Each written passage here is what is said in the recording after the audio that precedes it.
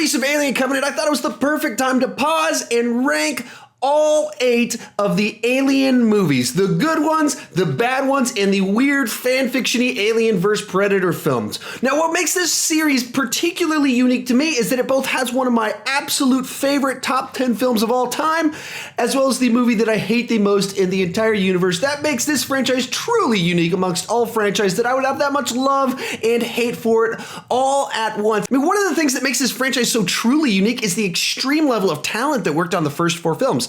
Obviously, the first one is directed by Ridley Scott, the second one directed by James Cameron, the third one directed by David Fincher, and then Joss Whedon writes the 4th one. And even looking at those 4 directors, they're all so famous and legendary today for such wildly different reasons, and all 4 of them worked on these first 4 films. So before I dive into my ranking of these movies, let's real quick look at Rotten Tomatoes and how it ranks these movies worst to best. So this is the aggregated opinion of the critics, and I'll tell you right now, this is not my opinion at all. My totally biased, very emotional opinion will be quite different from this list. I think only one of these actually lines up with my list. But before I give my opinion, how about you? Tell me your thoughts down in the comment section down below. This is going to be a lot of fun because opinions are so divided on this franchise as to what's the best, what's the worst, where do the Alien vs. Predator films fall in? Is Prometheus awful or is it awesome? So many different opinions. Let's get a lively discussion down below because I know no one's going to agree with my list. It's so weird. It's so bonkers, but it is my list. So let's get started.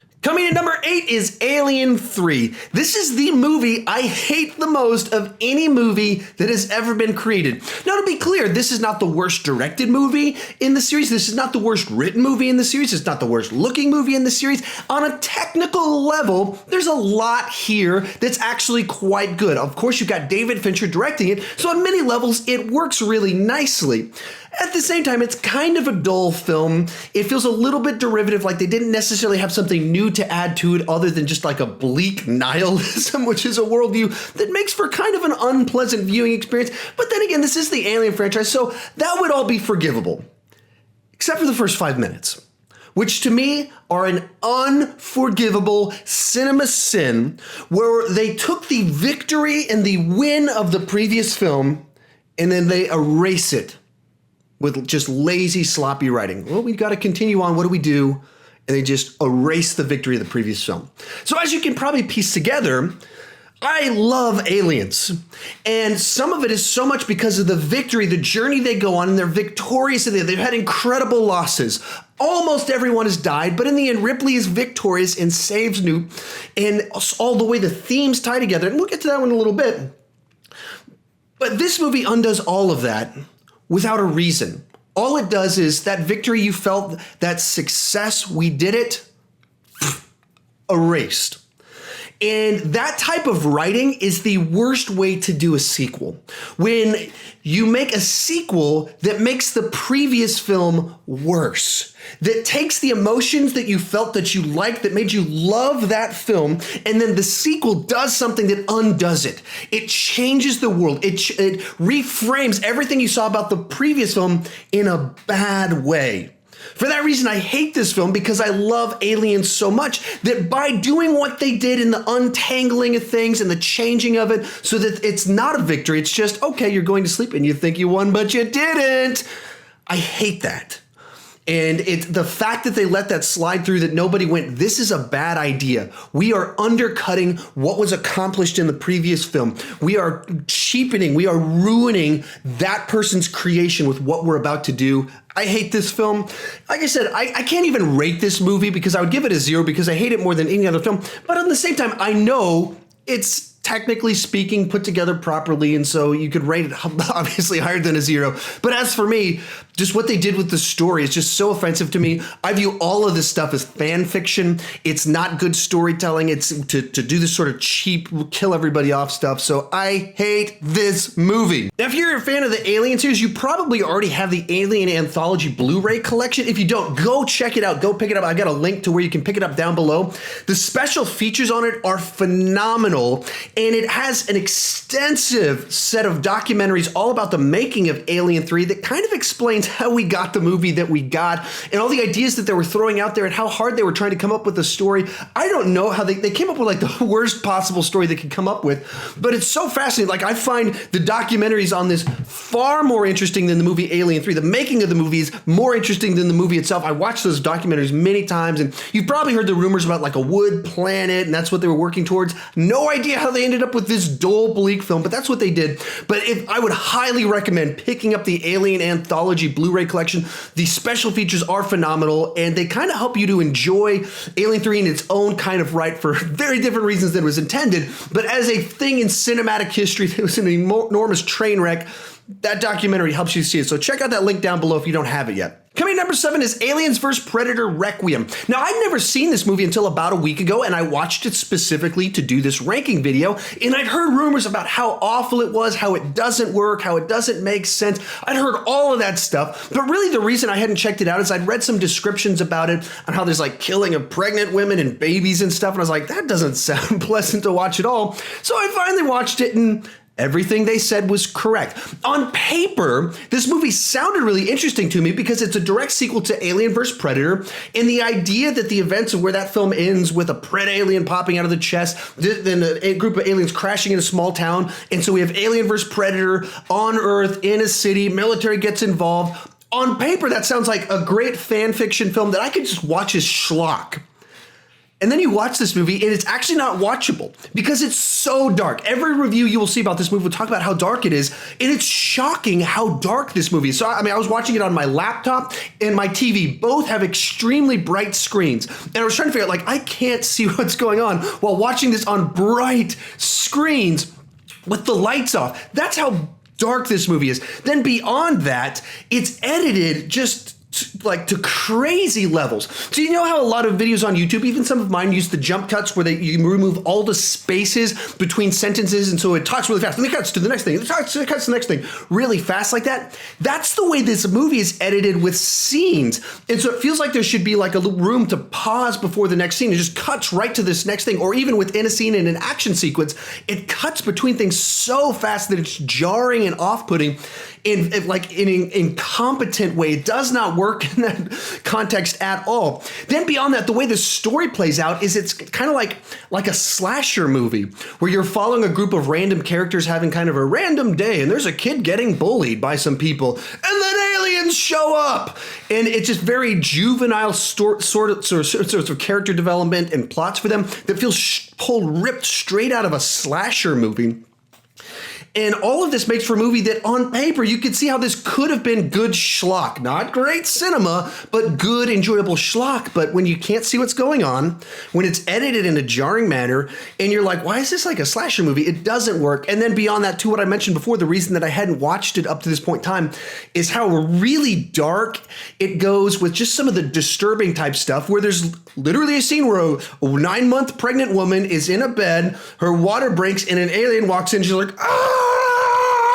And then the alien shoots that thing down her mouth, and you're like, oh, this is really off-putting. Now, like, I could do violence, I like the gore, and that's like, and even on paper, this one has tons of action, tons of gore, there's an enormous body count. All that should be good, but there's just no reservation, and it's like, I'd be okay with certain levels of darkness if it was earned, if it had a reason, but it was just like they wrote down, what's the most disturbing stuff we could do? Yeah, Xenomorph walks into a nursery with like 30 babies and newborn babies in it, and it kills them all. It's like appetizers before eating the new mom. Like, just really dark stuff that's off-putting, that the movie doesn't earn any of that. So it's a very unpleasant film experience that luckily and unluckily, you can't even see some of what's going on because it's so dark. So this is a mess of a movie that should have been so much better, just as schlock fun, and instead it's very unpleasant to watch because it's literally unwatchable. Coming number 6 is Prometheus. This movie, much like Alien 3, is professionally made, well directed, it's gorgeous, but the ideas in it I do not like. It's tough for me because I don't know if I would have liked this movie a lot more if it had just been a standalone Ridley Scott sci-fi film, but because it's part of the Alien franchise, it really bugs me. I have big issues with this movie because on the simple, plain level, I don't want this to be the backstory for Alien and Aliens. This is so convoluted and feels out of place with those movies that it makes me hate it.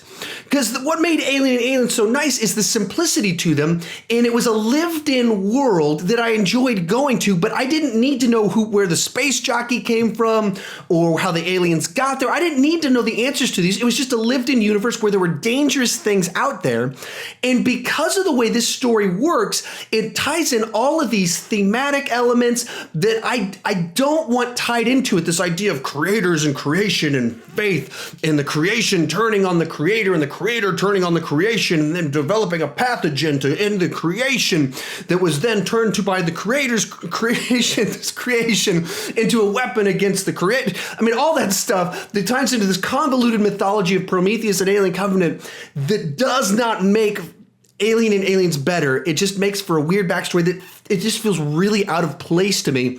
And so this movie's off-putting. And beyond that, just watching Prometheus, it's confusing to me as I'm watching it. I can't follow where it's going. And not because I felt like, oh, this movie's so smart and deep, I just need to stop and think about it. It just felt like bad storytelling where things happened that didn't make sense. Characters behaved in a manner that I couldn't understand because it seemed like just bad writing of characters. And so when you combine, let's be overly intellectual with our plotting and our mythology with dumb characters, you can't tell what's good writing and what's bad writing because they're claiming, oh, we're trying to do something smart and intellectual here when sometimes it's just bad writing all around. And so this is a movie, I first saw it, when it first came out back in 2012, and I barely remembered. I remember I don't think I like this, but I was kind of a mixed bag on it. I rewatched it this last week and my wife and I were kept turning to each other like, we really don't like this movie. And we don't like what this does to the universe, to the mythology, and the elements don't feel like they come together right. And I don't know if you made this a standalone. I really don't know if I would really like it as a standalone thing. And it's just my defensiveness of Alien and Aliens making me hate the idea that this is the backstory to it. But overall, it was a movie that was very frustrating, unsatisfying, with mythology that didn't seem to work, and then twists that just seemed pointless. So, obviously this is a spoiler review, but when Wayland shows up going into the third act, it was like, so what? What does this matter? What does this tie into thing? It's just a twist that happens, but it doesn't matter at all. And so elements like that are just what made me pulled out of the movie, didn't enjoy it, very frustrated and confused by it. And as I said, I really don't like this level of mythology and demystifying of Alien and Aliens that you get with Prometheus and then an Alien Covenant. Coming in number 5 is Alien Resurrection. This is the first Alien movie that I saw in the theater, so maybe I have a little bit of a nostalgia to it, and I really liked it when it first came out. But kind of as time settled in, I started to realize this is a weird movie that feels out of place in the series. And clearly there was some behind the scenes issues in trying to figure out the tone and nature of the film that they were making. Now, if you just wrote the premise of this movie on paper, the idea that they cloned Ripley and to get the aliens and then the space station goes bad and they're trying to escape from it, that seems like a very interesting, cool new addition to the franchise that takes it in a different direction, that puts some new elements to it. The execution of that idea is so weird and bizarre and odd that it's hard for me to really like this movie, especially when it goes into the third act and it looks a little bit like Ripley screws an alien and then there's a newborn alien that comes out that's weird. It goes off the rails there in the third act. But the basic idea was pretty good. And it felt like there was a big, gigantic disconnect between what Joss Whedon was writing and even his, in and of himself, his style of writing and quirkiness doesn't feel like it fits this franchise at all. But there seems like a big disconnect what he was doing and what the director is doing. And Joss Whedon has stated that very openly in interviews for a long time. And you feel that in the final product where it's just very odd the way that it all fits together, and there's scenes where Ripley's playing basketball and you're wondering how does this fit in?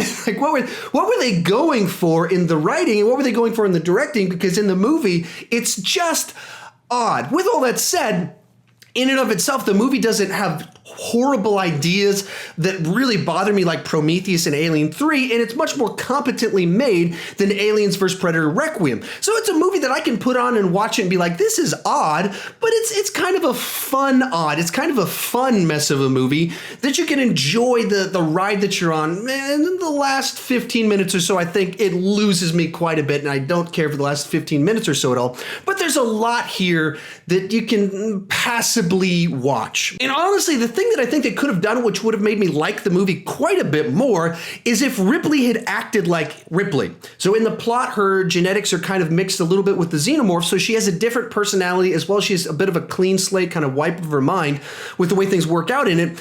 So she doesn't act like Ripley. She's much like this sexually aggressive person saying weird things. And it's not Ripley. It's just Sigourney Weaver being weird new character. And because of that, like, I don't feel a connection to the story as much as I think I would have if it felt like Ripley with a little bit of xenomorph mixed into it. This doesn't feel like Ripley at all, and because of that, there's a real disconnect, and that's the one thing I think they could have done that would have drastically improved things. Oh yeah, and cut off the last 15 minutes, and you have a much better, more enjoyable movie, at least in my mind. Real quick, before we continue talking about alien movies, I want to give you a couple ways you can support my channel. The first one is if you're new and you're enjoying this content, go ahead and click that subscribe button. I put out new ranking videos almost every weekend and new videos almost every day talking about movies, TV, pop culture, some books, all kinds of stuff like that. So go ahead and click that subscribe button if you're enjoying the sound of my voice. Also, if you've been subscribed before and you want to go the extra mile and support me a little bit extra, go ahead and check out my Patreon page down in the description below. It's a way you can actually financially support my channel directly. If you do so, I'm very open to your suggestions, and even just this past week I put out a video reviewing Scream because one of my patrons asked that I do it, and therefore I did it for them. So if you want to go that extra mile, please consider doing that, or just continue watching this content for free. Now let's keep going.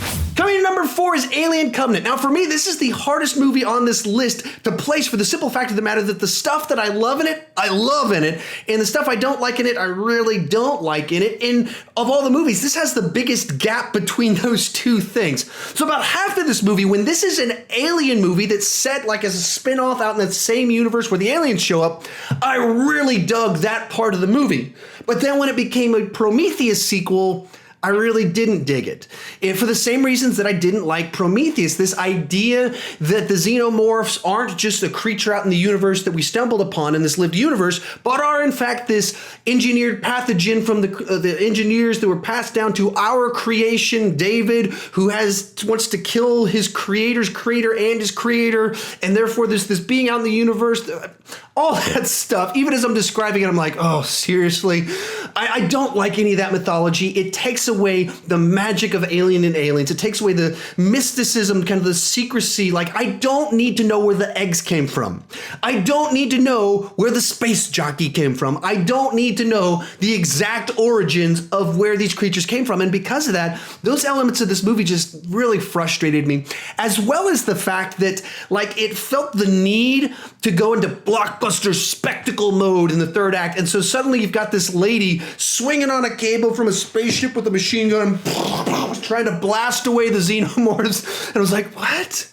What are we doing? Like, how did we turn into like this machine gun shoot? How did the scientist turn into the machine gun shooting lady out of nowhere? It felt out of place. So there's things like that pulled me out of the movie. And then the cameo of James Franco was just like, what? What is he doing suddenly in this movie for 10 seconds? And then as well as the final twist in it made me go like, how stupid do you think I am? Like, how dumb does a person have to be to not see this coming?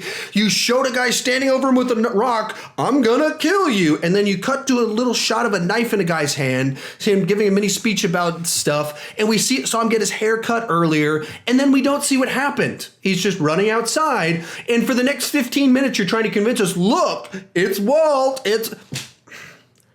But contrast all that stuff I just hated on with, I loved that final 15 minutes. I loved the first 45 minutes. That's the stuff I've been waiting for my whole life. It's like, yes, finally you guys are doing it.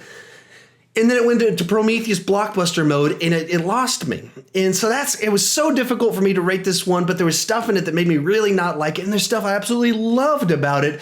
So I'm going to bring this one at number 4, which means you guys know which controversial pick is going to be in my top 3, and I'm just as weirded out by that as you are. But let's get to my number 3. Coming in at number 3 is Alien vs. Predator. Now, I saw this movie when it came out in the theaters, and I hated it just as much as everyone else did when it first came out. And much like its Rotten Tomatoes score, I would have scored it crazy low back when I first saw it. And then, I've rewatched it a few times over the years, and kind of with each viewing, I've liked it a little bit more. Partially because I just view this as fan fiction. I just view it as kind of this schlocky, big budget fan fiction that, hey, look, I get to see Alien vs. Predator kill some guys in this weird Lovecraftian pyramid structure in Antarctica. And as that, I enjoy it. Is it great cinema? Of course not. Do I view this as part of the mythology the way that I view Prometheus, in which case it bugs me? No. I just write it off as fan fiction, which it's treated that way in the movie and all of this. It's just kind of fan fiction that's like, hey, fans, look, what if we put these two characters together in a movie and fight each other? And on that level, it's not boring. I rewatched it about 2 weeks ago, preparing for this video, and I was surprised at how much I was like, I'm digging this. It's not good. I'm not going to try and convince you that you should like it. But if you watch it as schlock, I think you'll like it more than you realize you did. And it's just, there's lots of deaths. It's PG-13. And so it's a little bit tamer than you want it to be. But there's quite a bit of like gory, vein, dark blood when these aliens kill people. And then as it plays out, there's a lot of schlock to enjoy in this movie. So, like I said, not great cinema. I'm not giving this a super high rating. I'm just saying as a movie that, hey, I can put this on and I can enjoy it. And it doesn't annoy me. It doesn't have big issues like Prometheus and Alien Covenant or Alien 3 that have things that screw up the mythology for me. It has goofy mythology, but it doesn't have stuff that makes me angry that takes something away from what I love about Alien and Aliens. Alien 3 has this opening plot twist stuff that steals something from Aliens from me. And then likewise, Prometheus and Alien Covenant take away the overall mythology and creepiness of there's just evil out there in the universe and makes it, no, there's this guy with an evil scheme to kill humanity that wants to make a weapon to kill the creators because he has this obsession with life and death and a god complex, and therefore... I hate all that stuff. Alien vs. Predator doesn't have it. It just has aliens and predators killing each other and killing humans. And as a schlock level value, as a B movie I can put on whenever and be like, yeah, I got something on in the background. Yeah, this isn't so bad. It gets number 3. I know it's a weird pick for number 3, but it's a weird franchise with weird highs and weird lows that has gone in weird direction. And so this weird pick has made it to number 3 on my list somehow. But with that said, let's move into our good picks. At number 2, I have got Alien. And so this, of course, is a classic sci-fi horror film by Ridley Scott that has created this whole universe. And it's difficult to understand just how revolutionary this movie is now because we've had so many movies copy it. We've had so many movies in this franchise. But looking back on time, it's like a shift into the modern era of sci-fi as you look at this movie, along with movies, of course, like Star Wars, that there's a shift in the way movies were made, the way stories were told, where science fiction and special effects were at, where you look at Alien and it like invented a new level of sci-fi horror that you could do, that you don't see before this movie came out. And so very much it's a simple premise, a simple idea of a group of people go out there, here at Biehn, alien thing gets on guy's face, alien bursts out a chest, and now we're fighting for survival. It's a very simple, almost slasher movie in space, told excellently, shot excellently, with great characters, great dialogue. It's taking a simple idea and telling it excellently. And I think that's part of the problem with what went wrong with Alien Covenant and Prometheus for me, is that it's like they bought into their own hype and they know Alien is great, but it's simple. And so you can't recapture that without feel like you're just repackaging the same thing. And so instead of going with the simplicity of Alien and Aliens, they added complexity in mythology, in these big sci-fi themes and life type ideas to it of life, death, faith, creators, creations, who serves who. That wasn't really there this sort of way in Alien, and therefore those movies feel out of place. And this movie is a great example about how storytelling, characters can take even a simplest of ideas and make an excellent movie that's tense and scary and enjoyable and horrifying and victorious, that takes you through all kinds of emotions with a very simple premise. And like I said, if you look at the movies that came before this, you can see horror movies that came before this and alien movies, monster movies that came before it. But there's like this shift where all the elements came together, the modern era of sci-fi that looks really good and doesn't look like a paper plate on a string. It all comes together for this excellent movie. And Ridley Scott did this type of movie the best almost 40 years ago, to where this level of simplicity hasn't been topped. Now, I would say that obviously my number one movie on this list is better, but it's a shift in genre. So with all that said, let's go to number one, and that is Aliens. For me, this is a top 10 favorite movie of all time. Of all the movies I've ever seen, I think this is the one that best just ratchets up the tension as you go through the movie. It just works for me that you start off and it takes like an hour until they get to the planet and the aliens show up. And so it's kind of the slow burn of just spending time with these characters and learning to care about them and understanding Ripley's situation as someone who was lost in time and has lost her family because of it, and views all of this, the only thing that matters in her life now is this alien thing out there that cost her everything. And so now she's alone, and you tie this with this theme of a child. So there's themes that are emotionally resonant in this movie, but it's not trying to be pretentious like Prometheus and Alien Covenant about life, creators, all that stuff. No, it's dealing with deeply emotional ones that we can all deal with, the ideas of loss and motherhood and family. And that's what you see in this story. So when she finally does get to the planet and there's a little girl there, the thing that is missing from Ripley's life is family, and this girl represents that, and the girl's lost her family, and so these two people, it makes sense they come together and have this strong bond almost immediately. And all this leads to why Ripley's probably my favorite female character in cinematic history, because she's such a strong female character while being motherly and feminine. And so often in movies, they try to write strong female characters really as women that have masculine characteristics. It's a man in high heels and a dress or something like that.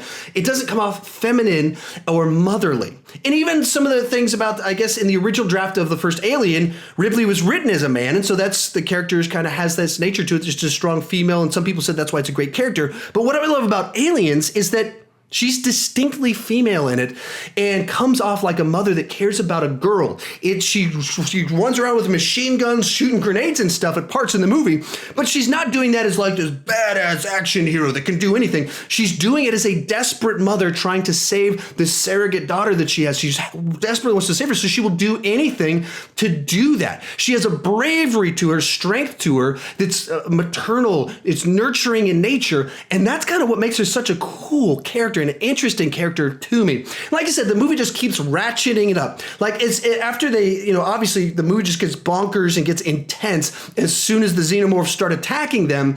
And from there, it slows down a little bit as they start prepping for what's next, but it slows down for like 5 minutes as they prep for what's next. And then immediately it's just scene after scene that's tense and gets more tense all the way up until the very end of the movie. It has such wonderful payoff. As Ripley walks out in this robot suit. Once again, it finds a way to her walking out in this loader robot suit doesn't come off like she's a total badass, she can do anything. No, she comes off as a lady that's worked in a loading dock before, and there's a loader there. So she knows how to operate this thing, and it's the only thing that she can do to save the girl. And so she does that and goes to war. So you get lady in robot suit fighting against an alien, and all of it makes total sense in the movie. It doesn't come off as weird. It doesn't come off like this big sci-fi thing, like where in Alien Covenant there's a lady swinging on a rope on a spaceship with a machine gun. It doesn't come off like that. It comes off entirely as a way that makes sense in the world that exists, which is a sci-fi version of our world, where we have forklifts and stuff, and they have these loader things, and putting a person in this loader thing looks an awful lot like a person in a robot suit battling an alien, which is awesome. So all these elements come together just so powerfully to give you powerful emotional moments. And I could go talk about all the characters and how they all just have something about them that makes them interesting, and the way they relate to each other.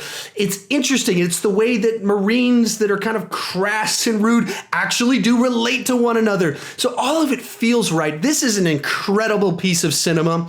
If you've watched too many of my videos, you know that I'm so angry with James Cameron and Avatar because Avatar has stolen James Cameron from us because he's such a brilliant filmmaker that he has so many stories he should be telling. And in the last 20 years, he's given us Titanic and Avatar. And then over the next 10 years, all he's going to do is give us 4 more Avatar movies. And this is the guy that gave us Aliens, an incredible piece of sci-fi action horror that just builds the tension as you go along, that understands how to write a strong woman character that's a woman that is strong and motherly, that makes her an incredible character. I love this movie. I watch it all the time. My wife doesn't really do horror movies or scary movies, and she loves this movie. I get confused by people that prefer Alien to Aliens, but you know, I like machine gun shooting, so I'm a little bit biased. But for all the other reasons about specifically Ripley's nature with Newt, I mean, I really could keep talking about Paul Reiser's character, that he's the mustache twirling villain, but he has this charismatic good side to him. You contrast that with Prometheus, where Charlize Theron is just, lack of a better word, bitchy the whole movie. She's unpleasant. We're supposed to hate her because she's this corporate person that doesn't care about anyone or anything. And so it doesn't feel like a real person, whereas Paul Reiser feels like a guy that's trying to talk people into things, weaseling them into things, and then it turns out he's slick evil guy as a twist in the movie that makes it interesting. And so all across the board, you can just go through all the Michael Biehn and Biehn, or however you pronounce his name, is this great role as the reluctant military guy that's brave and a soldier that's going to do the right thing. But that doesn't mean he naturally is just immediately stepping into it as this testosterone filled, like, oh, I'm the leader. So many things just work so well. Of course, Bill Paxton in maybe his whiniest and for me, probably his most memorable role, even though it's incredibly whiny. So many things. I need to just review this one someday on my channel. But as for now, that is my ranking of the Alien movies. How about you? What did you think about this series? Give me your list down below. Let's talk about it, because I know you disagree with something on my list, and you don't just disagree with me. You think I'm crazy for some of the stuff I put on there. I'm fully aware of that. I think I'm crazy for having Alien vs. Predator in the 3rd spot, but that's how weird this franchise is. That's where it fell. Give me your list down below. Let's talk about it. If you're new to my channel, please consider clicking that subscribe button. I do movie reviews, ranking videos like this one, some trailer reactions, talk about some TV stuff as well. And I got this thing called Masters of Movie Trivia, where I do movie trivia with some other YouTubers, and it's a lot of fun. I hope you'll check that out. And as always, thank you for watching.